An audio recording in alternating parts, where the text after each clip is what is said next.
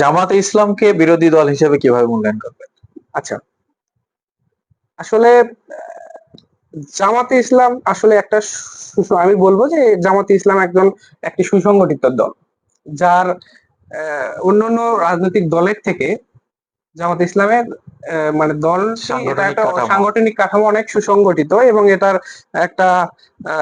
নীতিগত যে বৈশিষ্ট্যগুলো আছে এগুলো অনেক স্ট্রং বলতে পারি অন্যান্য রাজনৈতিক দলের থেকে। তবে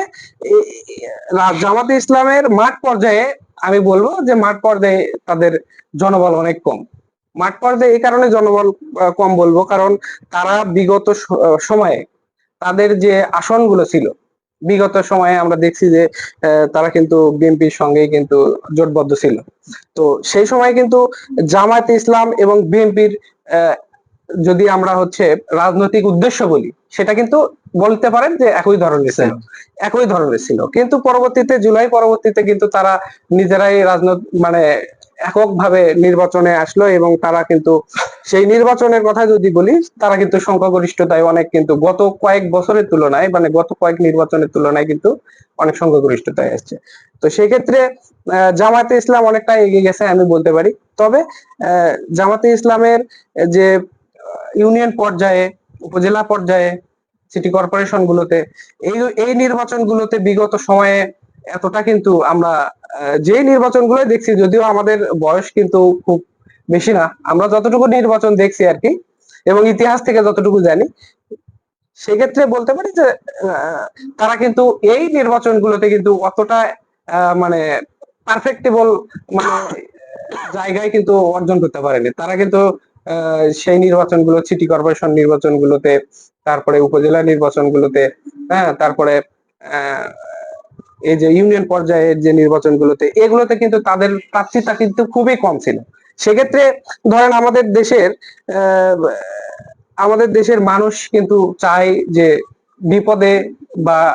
কোনো একটা অসুবিধায় যদি সে পড়ে, সর্বপ্রথম যেই ব্যক্তি তার পাশে দাঁড়াবে সেই বিপদগ্রস্ত অবস্থায়, সে কিন্তু তার দিকেই সাপোর্টটা দিবে।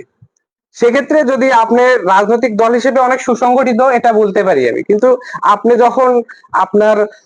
ইউনিয়ন পর্যায়ে, বিগত সময়ের কথা বলতেছি, কিন্তু আসলে বিগত সময়ে যেটা হয়েছিল যে ইউনিয়ন পর্যায়ে কিন্তু এইরকম সমস্যা কিন্তু সমাধান করার ক্ষেত্রে জামাত ইসলাম কিন্তু অনেকটাই মানে তাদের জায়গা থেকে কিন্তু মানুষকে কিন্তু অতটা তারা আসলে মানে ওয়েলফেয়ার পলিটিক্সটা করতে পারে, কিন্তু প্রবলেম সলভিং যে সেক্ষেত্রে আমি বলি, সেক্ষেত্রে কিন্তু বিএনপি কেই বলতে পারি যে বিএনপি কিন্তু তার নিজের জায়গা থেকে সুসংগঠিত, জামাতের মতো সুসংগঠিত